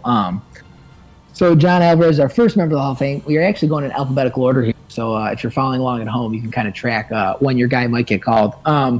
Next up is a cornerback from the Arizona Cardinals, from the University of Oregon, Darian Ash. He's another guy. He's only a 7-season guy, and out of a 14-season cycle, so only was here half the cycle. But his impact he had with 44 interceptions, made 5 Pro Bowls. He was the fifth pick in his draft. One of Wings' guys that he kind of, in his 8 seasons here, that he kind of took and just put up massive numbers with on defense. And so, I like seeing some of our guys who joined this cycle that really bought into the Madden Gen players and really built them up and, created different storylines. So shout out to Wings getting his guy in his first career cycle in the XCFL. Because Ash was a problem, Boone. I know we played him a lot. I mean, that whole defense was a problem, but Darian Ash led the way for those guys. Listen, this man Wings put together a very Tosh and Jack-like secondary with unbelievable speed. And actually, I think after one game, one player was just so impressive. I attempted to trade for him every season after that, and he just wouldn't hear anything of it. But this dude was an absolute beast. And one of his cornerbacks, I want to say this dude had like 96, 95 speed at least. Like I'm talking about flat out flying all over the field. And it made it very difficult to feed Sunshine. And I don't like that. I like making sure my guy gets his catches. And it was very difficult against him. So, very well-deserved, very dominant player. Wings definitely, like I said, he put a stamp on a defense that was kind of built, but he definitely put a stamp on the defense. Yeah, he did. He used what Brent left him, but then he quickly kind of flipped it and made it into his own. It was pretty special. Got a Super Bowl out of it, which is not easy to do in your first cycle here, even though Kylo made it look pretty easy. So, look, Kylo and Wings are exceptions. Built different. We usually get your first time in. Yep. Okay, well, let's move on here to our third member of the Madden X Gen fame, and it is a guy we talked about today, a wide receiver for the Indianapolis Colts, Cam Baldwin. Undrafted, like we mentioned earlier. We won't spend too much time on him. 6'5", 8-time Pro Bowler, 136 touchdowns. Baldwin did it all. He was on the top 25 at number 24 overall. So shout out to Cam Baldwin. We'll kind of keep it moving here just because we want to save some time, not make everybody sit here. Well deserved, Cam. Well deserved. Yeah, good cycle from Cam Baldwin. He'll go down in history. We are moving on to Boone's guy. I better see it. It is Boone's favorite player, Ahmad Bates, the defensive tackle from the Buffalo Bills. Shout out to Rob. Big boy number 90. Yes. Big boy number 99, 6'4", 293 pounds, 192 games. He racked up 164 sacks from the defensive tackle position, 95 tackles for a loss, almost 500 career tackles, made 9 Pro Bowls. Ahmad Bates was a walking storyline in the XCFL. The only player that has won XCFL Man of the Year. And you missed that on his plaque. How did you not we did. Year, we'll have to add that back to the plaque. But Ahmad Bates is one of a kind, man. And he, for a couple of seasons down there, Rob had a nasty line. He kept drafting defensive tackles and defensive ends, but Bates is the one who kind of rose to the top and was the guy. And hell of a career, hell of a cycle for Ahmad Bates. Yeah, for sure. Beast, definitely. He was a monster, man. It's a lot of fun, and what he did after abilities were off was just the sacks went through the roof. So it was like he was still with abilities. It was crazy. And everybody passed on him because he was 24 years old coming out of the draft, or 23. He was way out there. And he lasted the whole cycle. We were all like, oh yeah. And Rob takes this dude high overall and just builds him into this freaking monster. So shout out to Rob. We know how hard he works on his content, so I like to see when guys who really put the effort in get a guy. Yes, exactly. Yep. So we'll go ahead and move on here to another guy we already talked about earlier, but it's going to be San Francisco 49er. 6th overall pick in season 26 draft. He's had 192 games played, season 32 best wide receiver, 208 touchdowns. Beverly will be right up there with Brooks and Rawls and Dixon Bishop and all those guys for me. So shout out to Beverly on a heck of a cycle as well.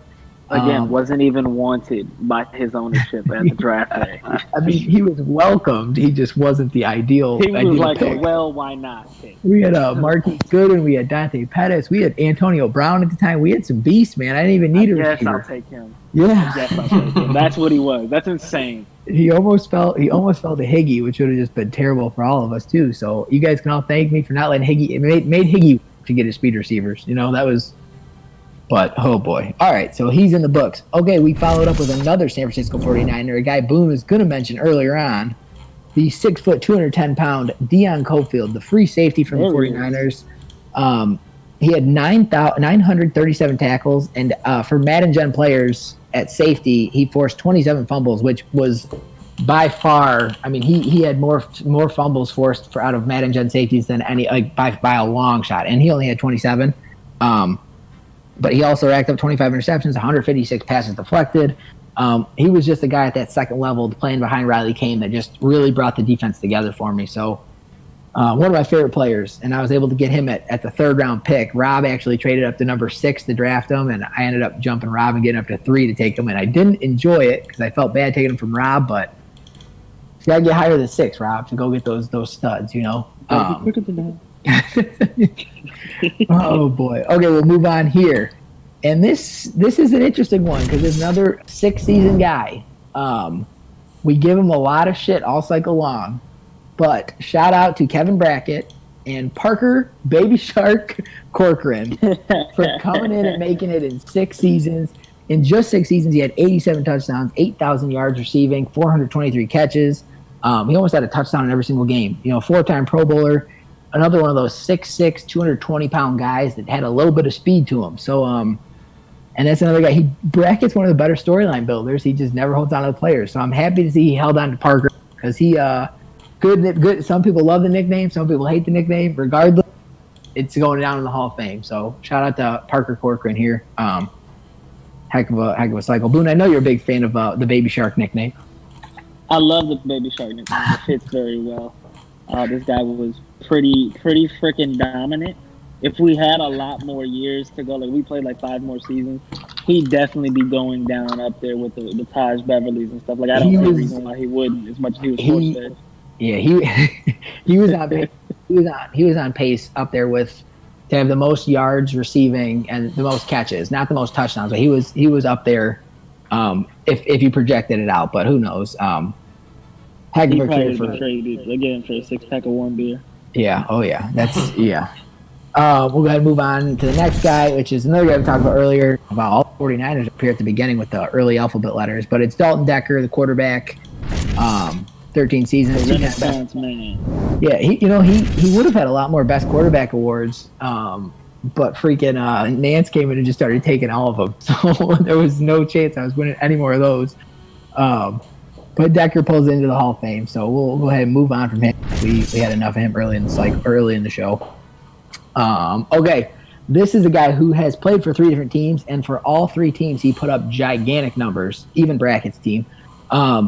It is tight end Ken Ellsworth. Played for the Patriots, the Chargers, and the Bucks with Kylo on the show here. 13 seasons, 10-time Pro Bowler. He played in 208 games, almost 900 catches, 13,700 yards, and 131 touchdowns from the tight end position. Kylo, you had this guy towards the end of the cycle. Brian was particularly mad when Brackett traded him to you, and I think that just speaks to the talent this guy had. Yeah, he literally a Gronk. He was even faster than Gronk, actually. So he was a fast Gronk that just went up and made plays. He could beat the linebackers anytime, anywhere. Even beat the safeties that try to cover him, too. He was just that kind of guy. And I look back, if I didn't make that trade, I didn't go out and get Ellsworth, I definitely would not have won a Super Bowl. So kudos to Ken Ellsworth. Yeah, Ellsworth, 6'4", 260, a second-round pick. So he was the exact same pick in the draft as Gronk was, the first pick in the second round. And just a guy who was consistently solid. I was in shock when VBD traded him. I thought he was going to be a Patriot for the whole cycle. He was putting up huge numbers, and then he finished strong with you. So shout out Ken Ellsworth. That's the first tight end in XCFL history that, or outside of Riley Leak. So the second tight end. He would have made the top 25 if he didn't leave the Patriots. He was the number 1 receiver there. He was just a monster. Yeah, he was really close. It just looking at his numbers compared to some of these other impressive ones, it just Ellsworth was just so insanely consistent. So, but yeah, it was. VBD said he used the pick he got back in the Barkley trade with Air V to get Ellsworth, which is a pretty cool little storyline there. We'll go ahead and move on here. Another guy we talked about earlier, Indianapolis Colts cornerback DJ Harding. This is well deserved, and he will be a guy we talk about. What if he would have been here for the full 14 seasons or 13 seasons? How many interceptions? How high would that interception number have been? But like I said, we won't spend too much time on Harding. Shout out to JMO for getting his boy in here. So 3 Colts end up making it in. JMO's one of the best with his Madden Gen guys. So shout out to you for contributing to the content. Sir, that's probably the end of the Colts. I'll take a guess. I think that is the end of the Colts. But very nice to get 3 in is nice. 3 out of the 25. Good, yeah. Yeah, a heck of a cycle. Okay, we'll move on to another guy. This is another quarterback throughout the XCFL. It is Paul Hawkinson for the Washington Redskins. If there was no such thing as Ethan Nance, Hawkinson's numbers would be just eye-dropping. 382 touchdowns, only 109 interceptions in 8 seasons. 7-time Pro Bowler, 4-time best quarterback, 69% completion percentage. Hawkinson was a stud in that Redskin offense. I think he won, 2 Super Bowls? But Kylo, I mean, you played Hawkinson a lot. You talk about him a little bit. Yeah, I mean, Hawkinson was just the ideal pocket quarterback, and he had all the weapons in the world. He had Mills, he had the other 2-3 wide receivers that were 94-plus speed, but he definitely used all of his players well. He was definitely that guy, that field general, the ideal guy that just spread the ball around very nicely, and it's crazy that he had all these stats, because he definitely was a run-first team with all the different running backs he had going throughout there, so impressive numbers for Paul Hawkinson. Yeah, 109 picks in 8 seasons is crazy. So, but when you see 42, it just kind of changes that, right, Boo? Absolutely, man. I'm still in shock that Ethan Nance happened. Like, that's really freaking mind blowing to me. So, Boone, here's my question for you: is Hawkinson better than Blair Triplett? So look, anybody's better than that freaking bum. I'm not even gonna say that. Blair Triplett's the worst quarterback in the history of the XCFL. He would not throw the ball. He was more interested in laying on his back. Ace has called me out on all my misspoken words today. Eye dropping. That's great. Yeah, very, very eye dropping stats. All right, let's go ahead and move on here. This is the last of the 49ers. Riley Cade. Popping up there.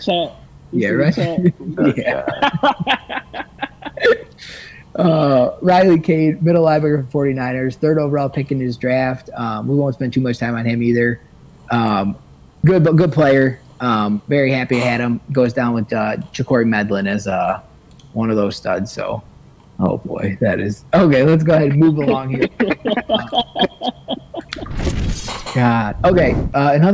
Brett Luther, the Cleveland Browns corner with 17 touchdowns. Boone, Luther almost scored more touchdowns than Cam Baldwin did through his career, and he's playing DB. Right. Yeah, I mean that's more of a threat in the red zone than Cam. Oh yeah, yep. I mean seriously, 17 touchdowns from a DB. But shout out to Tosh and Brett Luther. Tosh, I think Tosh just was tuning in, but Luther ended up making the top 25 along with a bunch of your other players. So shout out to those. Your whole freaking defensive back. Yeah. So shout out to all those Cleveland Brown corners that made the top 25. We'll move along here, get some fresh names out here. So here's a fresh name. The free safety from the Kansas City Chiefs, Dom McDonald. McDonald was a 5th-round pick early on in the season 27 draft. Played 12 seasons, 4-time Pro Bowler. Insane 905 tackles, and then snagged 56 interceptions as a safety, which is pretty impressive considering the issues we had with safeties reacting to the football in this cycle. But 56 picks from the safety position, 107 passes deflected, and then a huge tackle number. So McDonald is another one of those safeties that Sean develops, goes up there with V-Hop and some of those other guys. So shout out to Sean, been a long-time member here, and gets a guy into the Hall of Fame here, even with a let's just say less than stellar win-loss percentage this cycle. Well, look, you know what? I love Sean. First of all, let me preface that by saying I love Sean, man. He's my guy. He's been here as long as me. But when you're on the field as much as he is, because your quarterback's throwing 30 to 50 interceptions a season, you get a lot of opportunity to make some plays. But hey, look, I love Sean. That's my guy. He knows how to dev the safety. Don McDonald's a beast. Don McDonald's a beast, absolutely. Go ahead and move along. And is another tight end. So the 3rd ever tight end elected to the Hall. Ian Mills from the Washington Redskins. All this guy did was score touchdowns. In 8 seasons, he had 109 touchdowns for Jack. Definitely one of Hawkinson's favorite options in the red zone. Was drafted with a 13th pick. He had nice speed, nice acceleration. Made 6 Pro Bowls. 109 touchdowns in 8 seasons is very eye-dropping, Ace. It just an incredible career for Ian Mills to score that many touchdowns from the tight end position, and then he had almost, I think he averaged 1,000 yards a season. Really a big part of what that Redskins offense kind of did. We already got Rob tweeting up a storm over here about Ahmad Bates. Rob, I'll send you the plaque. I'll send you the plaque later so it's a little bit cleaner. But yeah, shout out to Ian Mills for popping in here, making the Hall of Fame. Not a lot of that's the 2nd Redskin, so there'll be a couple more. That whole 109 in 8 seasons is impressive, but then you think back and realize that Leak had 30 and 1. Yeah, Leak. Yeah, what Leak did was another level. Leak will go down as the Leak make Ellsworth look like an average player. So, and then you throw in the fact that Leak is 6'8", and that's a whole nother story there. But we'll go ahead and move on here to another new face to the show. It is the running back from the Dallas Cowboys, Carl Mills. Mills, he was drafted in the first round with the 26th pick when Van still had Ezekiel Elliott and Tony Pollard. And we're kind of like, Van, what do you do with all these running backs? He ends up letting Pollard hit free agency. He trades Zeke away for some picks. And Carl Mills steps in, rocking Emmitt Smith's number, which could be considered very disrespectful to some Cowboy fans, and scores 132 touchdowns in just 10 seasons. He was a monster, won three Pro Bowls, and the season 31 Best Running Back Award in the NFC. He had a humongous workload, but he produced with it. What Carl Mills did in Dallas, a big part of the reason the Cowboys made the playoffs as much as they did. Sean says he takes back his Hall of Fame. Congrats, Boone. I saw that. Yeah. But very impressive cycle from Carl Mills and the Dallas Cowboys with Van. So shout out to Van getting a guy in here.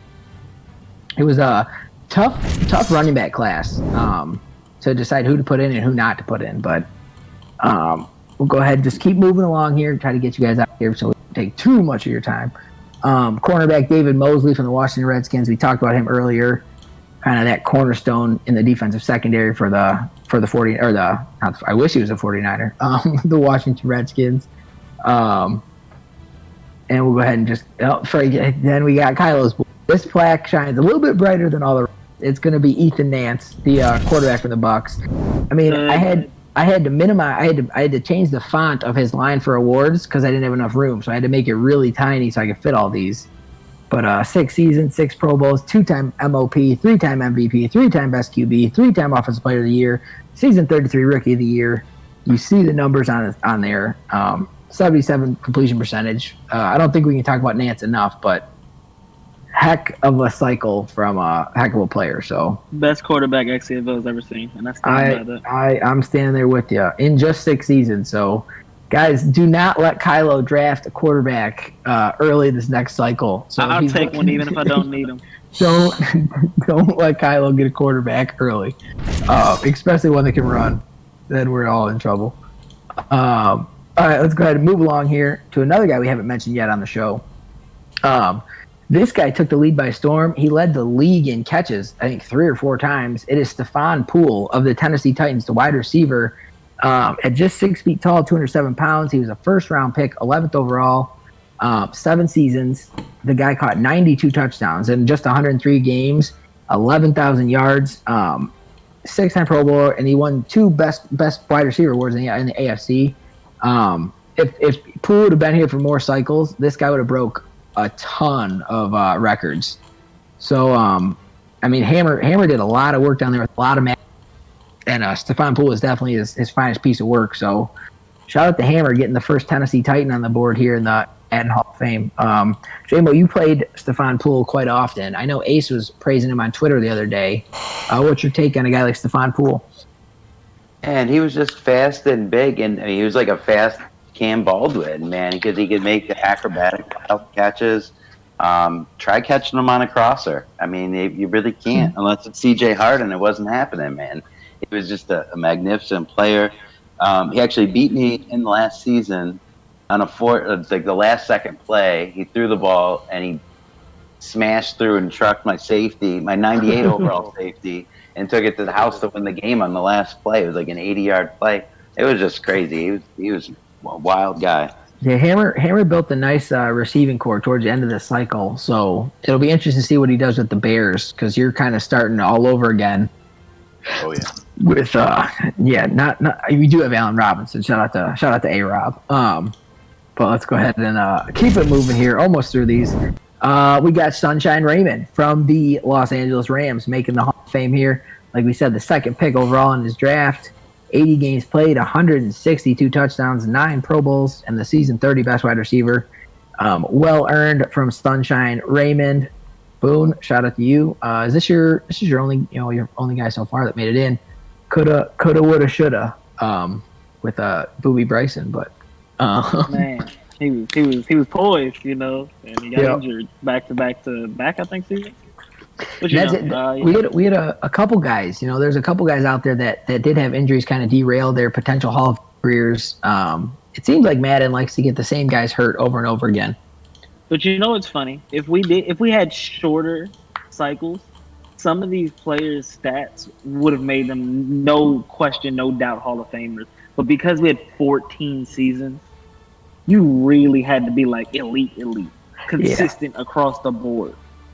Well, the hard part is you Hall of Fame, and it should be this like select few. But when you play so many seasons and there's so many users that do such a good job, you want to recognize these guys because these are the guys' names we'll never see again. And you know, it's cool when we are able to get 25 guys in, 25 guys that are worthwhile putting them in here. They're hating on the new LA logo plaque because I didn't reserve it for Ace. Because you technically didn't have that logo. It was a cool logo then. Ace says Ashton Carter. Andy was a good community man, absolutely. So shout out to Sunshine Raymond. We'll go ahead and move along. It is Titus Shaw, the cornerback from the Denver Broncos. We talked about him earlier, 5th round pick, 9th overall, 160 career games played in 10 seasons, 56 interceptions. He won the season 37 Best Defensive Back Award, 145 passes deflected. As good as it gets at corner, man. One of the best corners we've seen in the XCFL. So shout out to Higgy and Titus Shaw on a tremendous Madden 20 cycle. So we'll keep it moving here because these guys we've already seen. We have Regan's first guy on the list. So shout out to Kentavious Sutherland. I believe his name was Kent Sutherland, and Regan changed it to Kentavious, which is just such a Regan thing to do. And it made me have to redo this entire play. You know, the plaque, his name did not fit anywhere. So, but the guy was a beast, man. 165 passes deflected, 6'4", 205 pounds, 3rd round pick. Sutherland did it all for him. Ends up going to 2 Pro Bowls, wins 2 Super Bowls. So shout out to Reegs and the big boy, 6'4", 205 pound Sutherland. God, I'm trying to read the chat too, but first Baltimore Raven we see get a plaque. I think that might be the only one, but we'll keep it rolling to one of the Boone. You really pushed for this guy. I had him out, and we ended up putting him in. But it's Tobias Trotter, the halfback from the Pittsburgh Steelers. I mean, if we would have seen the same user, Jared, controlling what Trotter could have gone down as the best running back in XCFL history, Boone. Yeah, Trotter was an absolute monster. Went head to head with Bryson when Bryson was in his prime and had a shot. And, you know, when you sit down and look at the numbers, Trotter was an absolute monster almost his entire career. He was nothing but nonstop stats, nothing but nonstop yards, whether it be running or receiving. I played against him. He was hard to bring down. A lot of touchdowns involved in his career, man. He was just an absolute monster and well-desered. Very well-deserved. Like you said, in just 8 seasons, he ran for 12,400 yards. So, I mean, he had a couple 2,000-yard seasons. He had some big 20-plus touchdown seasons. He jumped. I mean, his first 2 seasons, he crossed the 2,000-yard marker, I think, and then continued it on with a bunch of different users. That Steelers team kind of got passed around, and the one consistent piece was Tobias Trotter going over the 1,200, 300-yard mark and putting up at least 10, 15 touchdowns. So, Trotter, heck of a cycle there. Wings in chat says no Little Italy for Regan's team. No, Little Italy did not make it. That wasn't even a nickname. No, I'm going to stop calling him BS. And then BBD, real quick on what you said. So Joey Pierce, your corner, was like so freaking close because he put up some insane numbers, but we just hit so many corners on this list. He just fell off the list, but he was like the next man up. So he had another insane career. So shout out to you and him. But yes, Tobias Trotter could have gone down as one of the best of the bunch. We move on. We got how many we got left here? Oof, we're getting there. Because we're at W, right? Yeah. So we got Mason Walter, the defensive end from the Tennessee Titans. He was kind of the rival of your guy, Alvarez, J-Mo, with the Madden Gen sack record, because he ends up getting more, 217 and a half sacks, 131 tackles for a loss. He was the 9th overall pick in the first draft we had of the cycle, but just a little guy, 6'1", 244 pounds. But in 13 seasons, he made 10 Pro Bowls. So Hammer gets another guy in this side on the defensive side of the football. But I mean, JMO, that's when you compare him to Alvarez, how do they stack up? They were both about the same, man. They both come off the edge. I feel like half the times that he sacked me, just nobody even blocks him. Like, he's so small that none of the linemen see him, I guess. I don't really understand. But yeah, I mean, they had some battles. They were both head-to-head on sacks every year, going at it. He wasn't very fun to play against, but him and Alvarez had the same game, just different positions. Yeah. Wings, Knicks had a chance, but Boone shut that down very fast. Knicks was good. He wasn't consistent, bro. There was some years when you have to question it when you have a guy like Trotter, who's, been pretty freaking dominant, and Knicks was really surviving off of 2 good seasons. He was one of those guys where the injuries definitely got to him too. But yeah, Nick, that 34 touchdown season that Knicks had just kind of put him right up in the mix. But well, speaking of running backs, we'll go to our last guy here, and it is Justin Wright from the Cleveland Browns. He was kind of the little engine that could for the Browns offense. 5'9", 214 pounds, drafted in the 3rd round. And he was the definition of consistent, and he even was consistently injured whenever the Browns needed him most in the playoffs, but somehow they still kept pushing through and winning. But in 10 seasons, he ran for almost 13,000 yards. He did it in the passing game, too. He had 128 touchdowns, but shout out to Tosh and Justin Wright. It needed more tape. Oh, my God. Wings and his ankle tape, dude. But, oh, man. But, yeah, so that's going to wrap up the Madden Gen Hall of Fame. We got one more segment to do. Like I said, it's 100% Regan's fault for this last segment. But, yeah, so Justin Wright makes it in to round it up. Okay, so now we're going to get to the XCFL X Factors. They're Regan's X Factors that he created. And it's the like we talked about, it's the little survey everybody took voting for this, which remembers this. And he asked me real quick if I could throw together some graphics for him. So we threw together some graphics for him. Are you just throwing them in the order that I sent them to? The 1, 2, 3. Yeah. Okay, let me pull those up. I'm enthusiastic. Yeah, no, I think it's something we could definitely build off of. We just need to use different words, I think, with some of them. So it is very much like TNT when they did the little jokes at the end of the segment. Yep, kind of. So gotcha. So the first award, Regan sent me the little blurb to say about each award. It's very short though, very short. So the first one is the X Factor is the gunslinger, and it goes to the user with the most. And so this came down to me and Higgy, and Higgy ended up taking this award as the most aggressive user with all of his downfield passing. So Higgy gets the X Factor for the XCFL Gunslinger. So shout out to Higgy and his aggressive play style. Regan, thanks for that. Reference, a Yosemite Sam picture would go well. There you go. That'd be a good one there. We'll have to. I'll write that down. Moving on to the second one. So with the next one, this is the Vanilla Ice X Factor. Huh? It is for the most conservative gameplay, and this one goes to Pride. I think it had to be almost unanimous of everyone voting for Pride. The only guy that comes out with the fullback and the 2 tight ends and 1 receiver on the field almost every formation. But well-deserved. Pride, I know Pride is going to take this and run with this Vanilla Ice Award, and we'll hear about it a long time. But shout out to Pride for pulling this Regan's X Factor out. Another one, it is called the Sneaky Good X Factor. It goes to the user who is surprisingly good at the game. So, shout out to JMO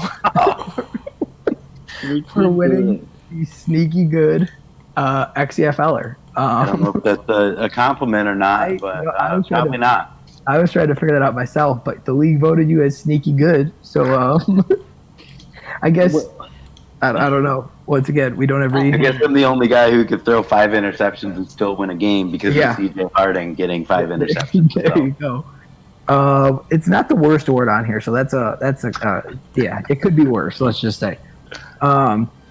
We'll move on to the next X Factor. It is consistently inconsistent.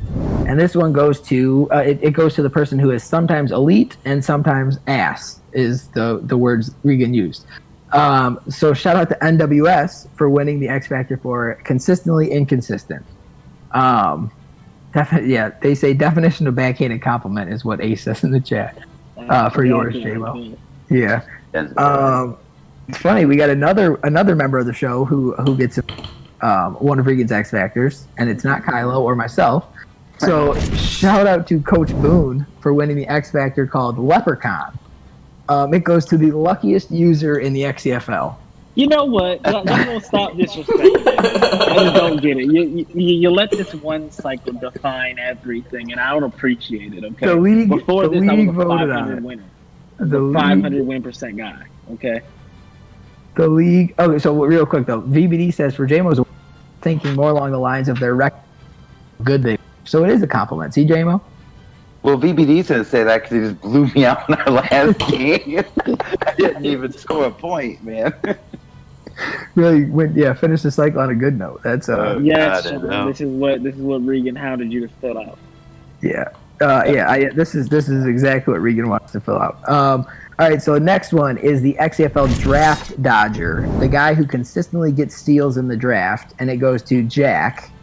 I don't steals. I know. I was gonna say I don't think I agree with this one because Jack just drafts. It's not like he's stealing picks. He's just taking guys that are fast that early in the draft and then just builds them into studs. So I don't know if he's stealing it, but the league voted. Hey, I don't remember who I voted for this one.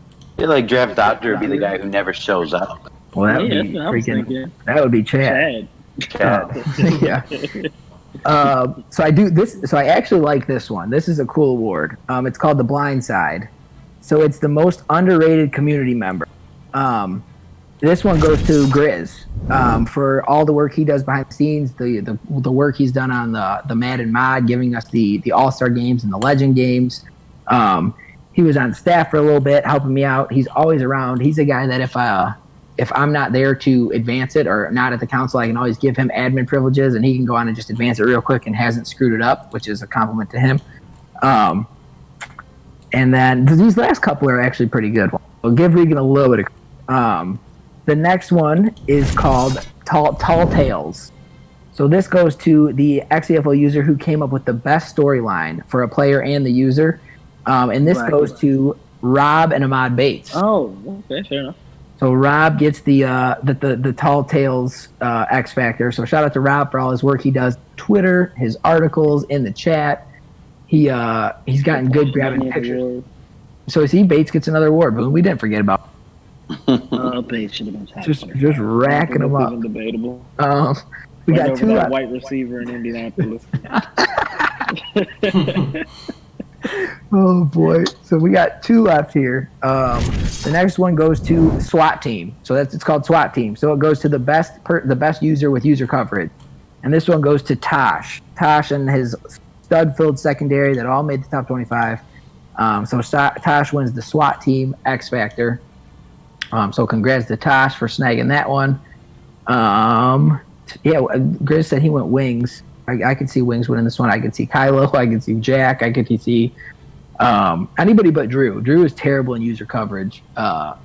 Whenever Drew user covers one of my guys, I always throw to him. So, so shout out to anybody in the AFC South next year. Target Drew's user. Okay, then this last one, coincidentally, it was named after a guy who time. So it is called the Michael Big Rig Chadwick Memorial Award, sponsored by Bud Light. And it goes to the former user in the league who is famous for all the wrong reasons. So coincidentally, at the time, Chad was not in the league. Then he got back in the league, and he actually won his own award. So the winner is Michael Chadwick, winning the Big Rig Chadwick Memorial Award. What the hell is it for? It goes for all the people, the person who is well known for doing nothing right. Essentially, is what this is for. We should have an award for most likely to show up to your game drunk. That would be JMO or Chad or Jared. But see, so this one, you could have Thunder, the dude who we booted mid game against VP, could have won. Exto, yeah. He He could have. I mean, there was a bunch of different guys, but it's fitting that Chad won his own award. So this is the one award you don't want to win. But shout out to Chad because it's very fitting that he ended up getting back in. And but this that is is obviously before the hot dog eating contest he put on. He probably wouldn't have got that vote. He probably wouldn't have won this award if he would have, But shout out to Regan for throwing that together. He really wanted to do it, and I just couldn't say no. So, and I don't think he'd let me say no, J-Mo. He posted all it in staff chat, and we were like, okay. Constantly. Yeah, he was all about it. He's like, you care if I do this? And he didn't include any.